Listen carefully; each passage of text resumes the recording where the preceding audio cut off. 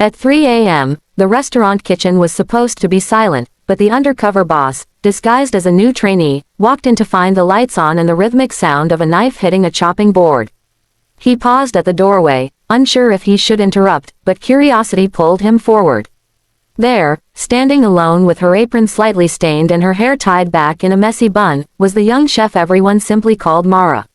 She didn't notice him at first. Her focus was locked on the vegetables she was chopping, carrots, onions, peppers, everything neatly arranged in bowls as if she were preparing for a full day's service hours before anyone else arrived. He watched her for a moment, surprised that someone so young would be working at this hour. This was not part of his plan. He had come undercover to learn why the restaurant's performance had dropped at night, but instead he had stumbled across an employee working silently, obsessively, long before her shift. When she finally noticed him, she flinched in surprise, her knife almost slipping from her hand. He quickly apologized, pretending to be another confused trainee. She offered a small, tired smile, but her eyes looked like they had not known real sleep in weeks.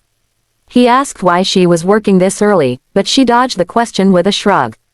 Just needed to get a head start, she said, her voice calm but her hands moving with mechanical speed. The boss noticed the bandage on her finger, the slight tremble in her wrist, and the faint bruise on her arm, not injuries of abuse, but marks of someone who worked far beyond her limit. Every movement told a story, fatigue disguised as discipline, stress disguised as commitment. He offered to help her chop, even though he already knew how. He wanted to see how she would react. She hesitated but handed him an extra knife. As they worked side by side, he noticed she moved like someone who had learned by necessity, not by formal training. Her cuts were precise, but her technique lacked the polish of culinary school teaching. Instead, it carried the rough beauty of survival. She wasn't doing this for passion alone. She was doing it because she had to. A sudden thought crossed his mind. Why was someone with such skill and drive not in culinary school? Why wasn't she climbing the ranks of bigger kitchens? Why was she awake at 3 a.m. in a mid-range restaurant, chopping vegetables before dawn? His curiosity deepened. When he asked how long she'd been doing this, Mara paused for the first time. She placed her knife down gently, almost too gently, and took a deep breath. Most nights, she said, since last year. She didn't explain further, and he sensed that pushing her would only make her close off. Instead, he changed the subject, asking her about cooking, her favorite dishes, and who taught her.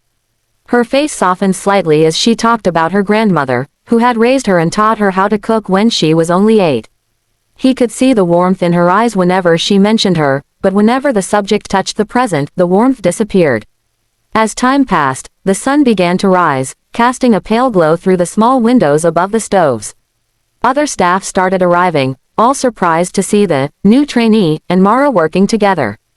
A few greeted her warmly, but some exchanged knowing looks, as if they were used to seeing her drained and overworked. One whispered to another, "She's here again. Poor girl will burn herself out." Mara didn't react, but her shoulders stiffened for a moment. During the morning prep, the undercover boss kept observing her. Despite exhaustion, Mara never complained. She checked ingredients, cleaned stations others forgot to clean, and helped new staff without a hint of irritation. Her dedication was genuine, but there was something else behind it, something heavier, something that seemed to chain her to this kitchen. When breakfast service began, he watched her come alive. The moment orders started coming in, she moved with sharp, instinctive energy, coordinating the kitchen without even trying to take charge. Other cooks listened to her because they trusted her judgment, not because she demanded it.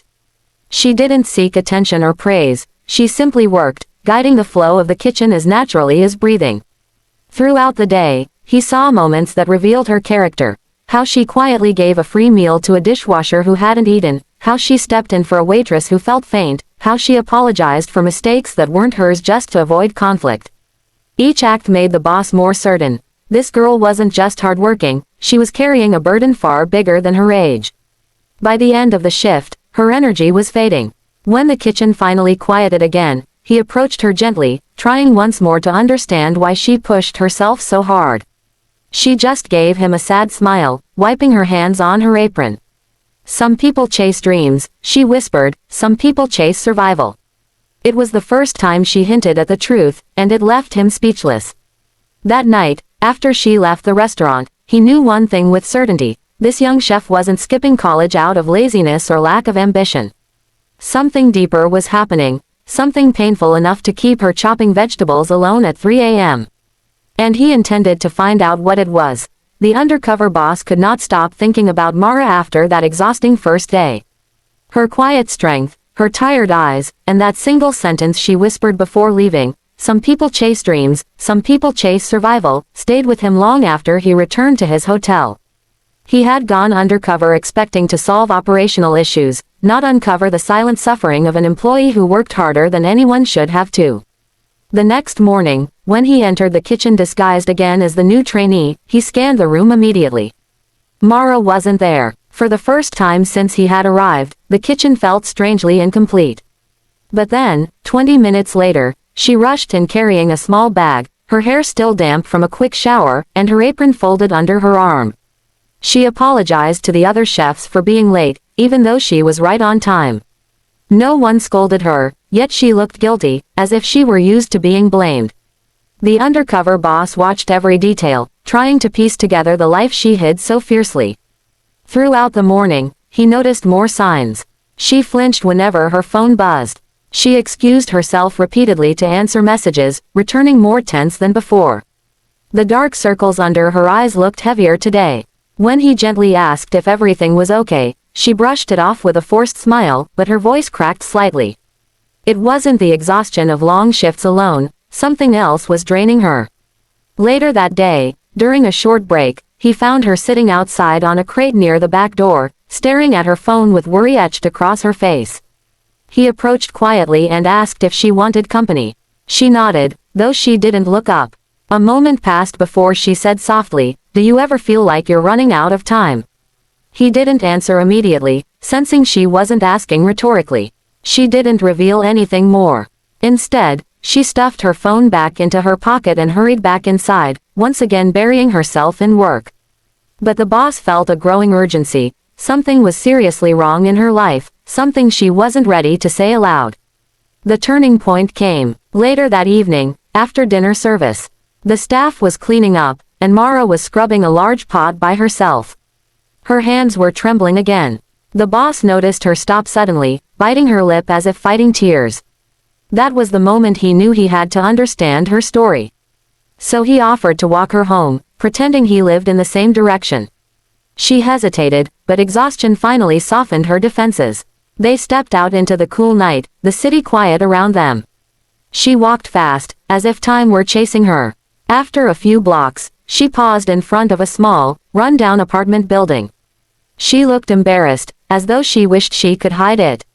Before he could say anything, a faint coughing sound came from one of the upper windows. Mara froze. "That's my mom," she whispered. Her voice was suddenly small, like a child's. She explained that her mother had been sick for months, some days unable to walk, some days unable to breathe without help. Mara worked extra shifts to pay for medication, missed sleep to handle everything alone, and woke at 3 a.m. to prepare her kitchen tasks because she had to spend afternoons taking her mother to appointments. She had been accepted into culinary school 2 years ago, but after her mother collapsed one night, she withdrew from the program the very next morning. She spent her entire savings on hospital bills. As she spoke, tears slowly filled her eyes, but she continued talking, as if she were finally releasing a burden she had carried too long. She explained how her father had left when she was a child, how her mother worked cleaning jobs until illness made it impossible, and how Mara became both caregiver and provider overnight. College was never an option after that. Every plan she had for her future had been replaced with survival. The undercover boss listened silently, moved by the quiet courage hiding behind her exhaustion. Mara confessed that she came to work early not to impress anyone but because cooking was the only thing that brought her peace. Chopping vegetables in an empty kitchen helped her forget the fear of losing her mother. It was her escape, her therapy, her temporary freedom. She admitted that she was terrified she wouldn't be able to keep everything going much longer.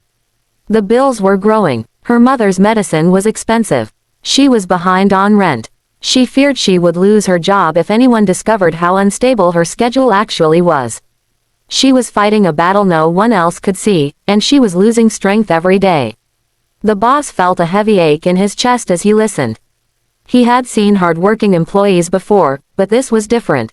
This was a girl sacrificing her dreams, her youth, her health, and her entire future just to keep her mother alive. And she did it without asking anyone for help, without complaining, without expecting anything. When her story finally ended, she gave a shaky laugh and said, "That's why I chop veggies at 3 a.m. If I don't do it then, I won't have time later." There was no bitterness in her voice, only an acceptance shaped by too much responsibility. As she turned to head inside, the undercover boss watched her disappear into her dimly lit building. For the first time since he had started the undercover program, he felt genuinely shaken. Her story wasn't just touching, it was life-altering. He knew then that this investigation was no longer about improving a restaurant. It was about changing the life of a young woman who had sacrificed everything for family. And he silently promised himself that he would not let her struggle alone any longer. The undercover boss returned to the restaurant the next morning with a different resolve.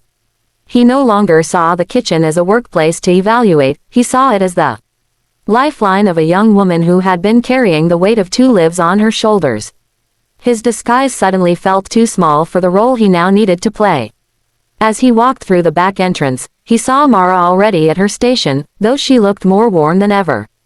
Her movements were slower, her face pale, and her eyes heavy with the exhaustion of someone who had not slept more than an hour. She tried to hide it behind a quick smile, but the truth followed her like a shadow. As the day progressed, the boss noticed she struggled more than usual. She dropped a pan, something she had never done. She mixed the wrong spices into a sauce. She paused multiple times, pressing her hand against her forehead as if fighting dizziness. Each mistake was followed by an apology, even when no one blamed her. Every apology sounded like it came from someone who believed she couldn't afford even the smallest error. The boss watched her carefully, feeling an urgency rising inside him. During lunch service, the kitchen became crowded and loud, and the pressure intensified. Orders flew in, chefs shouted instructions, and the stress climbed like heat from the stoves. When one chef snapped at Mara for moving too slowly, she simply nodded, shoulders shrinking. But the undercover boss saw her sway slightly, as if her legs were failing her. He stepped forward just in time to catch a pot she nearly dropped. She whispered a quiet, "Thank you," without looking him in the eyes, embarrassed by her own weakness. Later in the afternoon, when the kitchen finally quieted down, Mara excused herself for a moment. The boss, still in disguise, subtly followed her, worried she might faint. He found her leaning against a wall near the storage room, breathing heavily. Her hand trembled as she clutched her phone, reading a message that had clearly shaken her. Tears gathered in her eyes, but she blinked them back quickly, unwilling to let anyone see. He asked her if she was all right, and she forced a smile, one that broke almost immediately. "My mom's medicine price went up again," she whispered. "I don't know how I'm going to pay for it this month." Her voice cracked, and for the first time since he met her, she didn't hide her pain. She sank onto a crate, burying her face in her hands. The boss wanted to tell her who he was, wanted to promise her help, but he couldn't yet. The show's rules required the reveal to happen formally. But all he could think was that this girl had been dealing with hurricanes alone while pretending she only faced rain. He sat beside her, quietly offering comfort without revealing the truth. She talked about her fears, losing her home, losing her mother, losing the job she fought so hard to keep. She admitted she sometimes skipped meals so her mother could have more. She confessed she wished she could go back to school someday but didn't believe dreams were meant for people like her. Listening to her, he felt guilt, anger, and sorrow all mixing inside him. He had employees, policies, programs, and resources that could have helped someone like her, yet she lived in silence, right under his roof. When she left the storage room, wiping her cheeks and pulling herself back together, he saw her transform once again into the strong version of herself she showed the world. It amazed him how someone so young could break and rebuild herself in the span of minutes. She returned to work as if nothing had happened, her steps steady despite the weight she carried. That evening, the undercover boss gathered the staff to announce that the company would be filming a special employee review. Mara stood among the others, confused but attentive. When he stepped forward and removed his disguise, the room fell silent. The shock on everyone's faces was clear, but none compared to Mara's. Her eyes widened, Her lips parted, and she took a step back, unsure if she had done something wrong. He approached her gently. "Mara," he began, voice full of sincerity, "I went undercover to understand this restaurant. Instead, I found you. And I want you to know I've never met anyone with your level of courage, discipline, and heart." She stood frozen, eyes glistening with tears waiting to fall. He continued, telling the whole staff about her 3 a.m. prep, her mother's illness, her sacrifices, and her strength. Mara lowered her gaze, embarrassed by the attention, but the room watched her with new respect. Then he turned back to her. "You should never have had to choose between your dreams and your responsibilities. So I'm going to help you rebuild both." He announced that the company would cover her mother's medical expenses for an entire year, immediately lifting the greatest burden from her life. He also offered her a full scholarship to culinary school, with flexible work hours and guaranteed job security during her studies. And to honor her dedication, he promoted her to junior kitchen supervisor with a higher salary, effective immediately. The moment he finished, Mara broke into tears, not the quiet ones she hid, but a river of relief, gratitude, and overwhelming release. For the first time, she felt like she could breathe. She hugged him tightly, trembling from the weight lifted off her shoulders. The staff applauded, some wiping tears of their own. That night, as she walked home under the soft glow of the streetlights, she didn't walk with urgency or fear. She walked with hope, something she hadn't felt in years. The future she thought she had lost forever was slowly unfolding in front of her again. And for the first time, she believed she belonged to a world where dreams were allowed to survive.